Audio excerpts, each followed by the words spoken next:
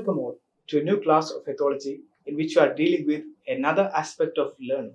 In the first class, we have learned that learning has two different divisions, the associative learning as well as the non-associative learning. In this class, we are going to study about the non-associative learning segment. So, we have learned that learning is a method by which a person is having a changes in behavior through his experiences. In the non-associative learning, which we are dealing in this class, is a type of learning in which the subject learns to either ignore or react to a certain stimulus. It is not going to learn by association or not by learning. It's not taught to perform an action as in case of an operant conditioned learning behavior. Here, the subject, if it might be animal or maybe a human, he either reacts or ignores a certain kind of stimulus. It's a simple way of learning that does not need association between two stimuli. There should not be a conditioned stimulus or an unconditioned stimulus. It is just a stimulus. So it is broadly divided into two different types. First one is habituation and the second one is sensitization. It's a very simple things which happens all in our daily life. First one, the habituation. If we learn the example, it will be very easy to understand what is habituation. If we go to a fish market for the first time in our life, we can sense every kind of smell in that fish market. The fish mongrel, if he is cutting the fish, the smell of blood, the smell of the putrid fish which is decaying in another phase, different kind of chemical smells in that market, the sound of cat, everything will rush into our mind, and maybe we have an aversion to such kind of market response.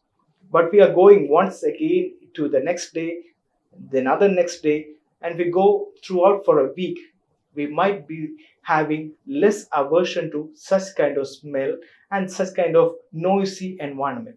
So we are getting habituated to such kind of environment. That is the case of habituation. Habituation is a gradual decrease in the response to the stimulus when it is frequently repeated. Just as in this example, we can see that there is a gradual decrease in response. In this case, the aversion to fish market on when it is frequently repeated, when we are going continuously. It is simple and widespread. As I've said, if we just think in our day-to-day life, we can see different kind of habituations.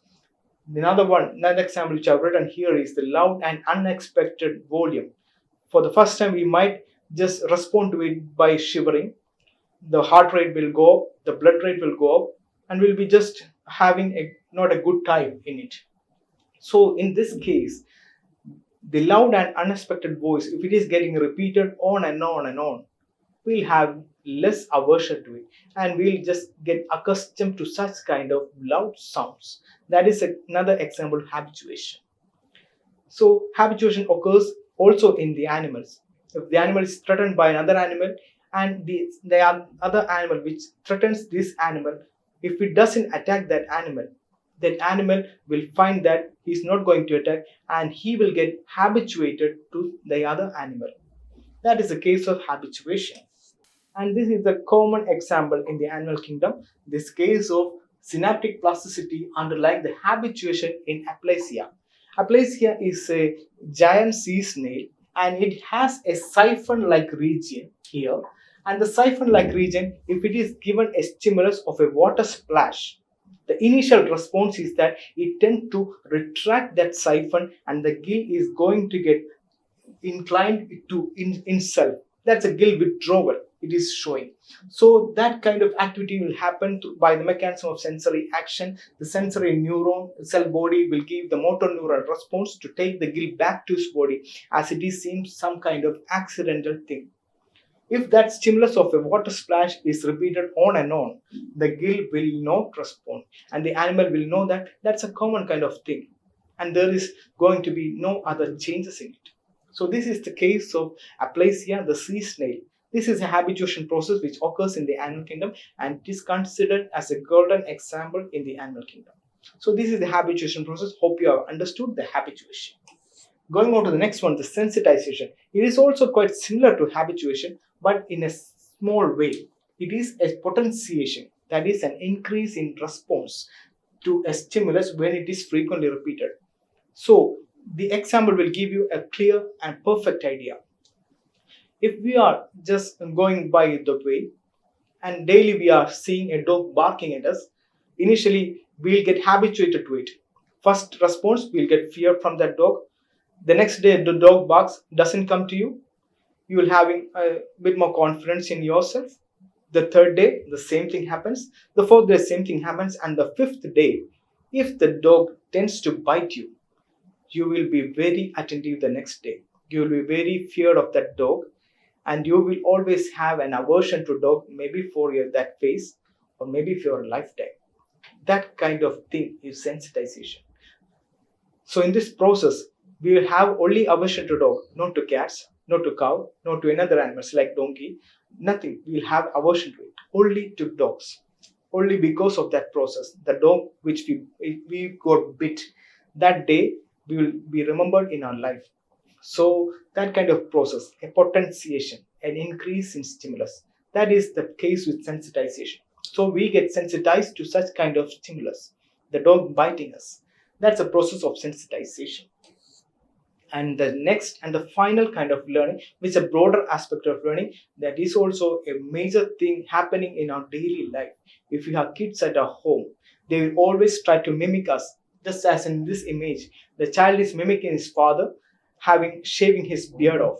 So child just imitates the same way, just like this young daughter of this mother, just giving a method of calling cell phones like thing. So she's just imitating her mother, babbling with some kind of voices, like just imitating her mother. This is a method of observational learning in which it is a targeted behavior. The kid just target his father or maybe her mother to just watch that method, how they are acting, memorize it, and then mimic it. So every child does it. Every child in our daily life, we can see in our homes, maybe in our colleague's house, we can see that the child just mimics his father, maybe the weight of gait, or the mother, how she combs her hair. The child just perfectly targets that behavior, watches it, memorizes it, and then mimics it. This method is known as the observational learning.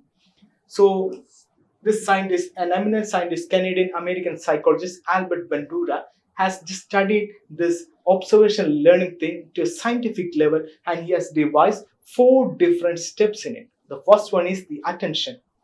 The child giving attention to the behavior of a parent. It might be shaving of the beard, maybe combing of the hair, or maybe calling in the cell phone. That's attention. How they just see the way the father or mother acts and just keeps it in our mind. That's the case of retention. How better he remembers it. That's a phase of retention phase.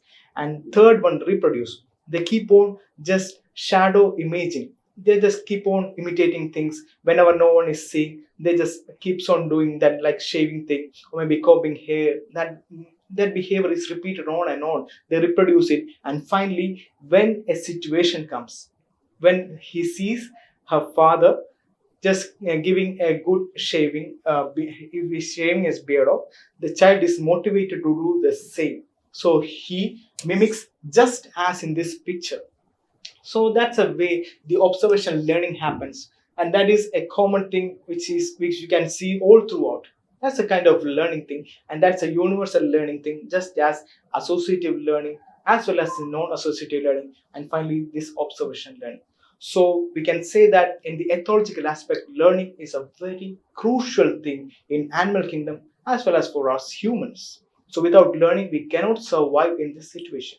In this pandemic situation, we have learned to survive with this situation, and we have habituated to corona and some other kind of keeping on mask. First, we have aversion to keeping the masks on. That's the first phase of habituation. And today, after 1 year, we are just accustomed to wear the mask through our daily life, and we are not having any aversion to this mask. So that's a method of habituation happening in our lives. So if we take our life and just scan through it, we can see different kind of learning things. So hope you have understood the basic fundamentals of learning, and thank you all for listening to me in this session for this ethology as well as for this learning. Have a good day for you and wish you a good luck. Thank you.